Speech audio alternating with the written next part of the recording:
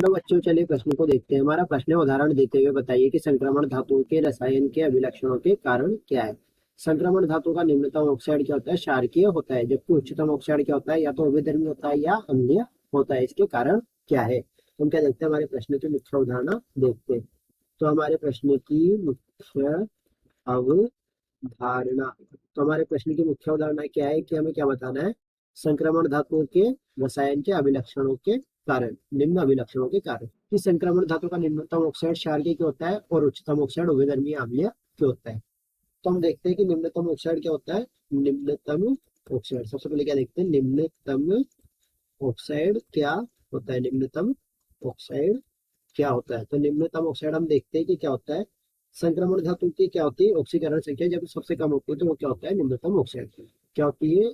उसकी ऑक्सीकरण अवस्था, ऑक्सीकरण अवस्था क्या होती है? अवस्था कम होती है तो वो क्या होता है? निम्नतम ऑक्साइड होता है। और अब इसका उल्टा क्या होगा? जब इसकी ऑक्सीकरण अवस्था क्या होगी?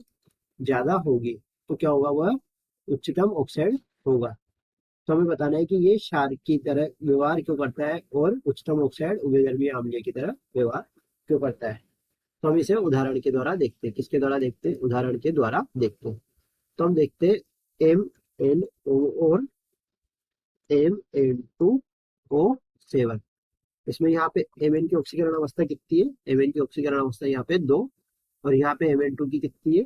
यहाँ पे इसकी ऑक्सीकरण अवस्था है प्लस के 7। तो इसमें क्या है, इसकी ऑक्सीकरण अवस्था कम है तो ये किसकी तरह व्यवहार करेगा? ये व्यवहार करेगा क्षार की तरह। किसकी तरह? क्षार की तरह। और ये वाला किसकी तरह व्यवहार करेगा?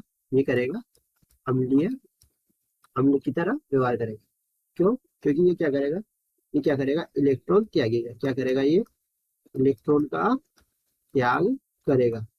जबकि Mn2O7 में क्या करेगा? ये इलेक्ट्रॉन ग्रहण करेगा। इलेक्ट्रॉन ग्रहण करेगा।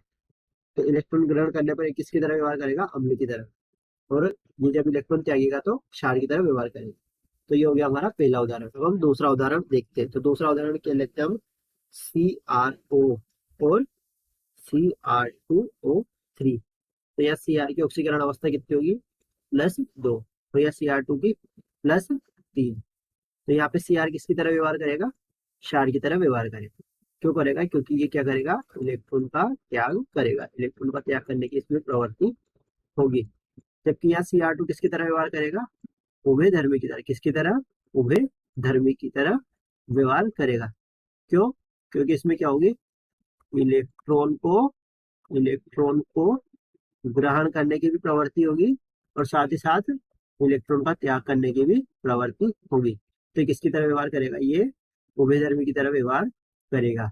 तो हमने देख लिया है कारण के संक्रमण धातुओं के रसायन के निम्न अभिलक्षण क्यों होते हैं। तो आशा करते हैं आपको प्रश्न समझ में आया होगा। धन्यवाद।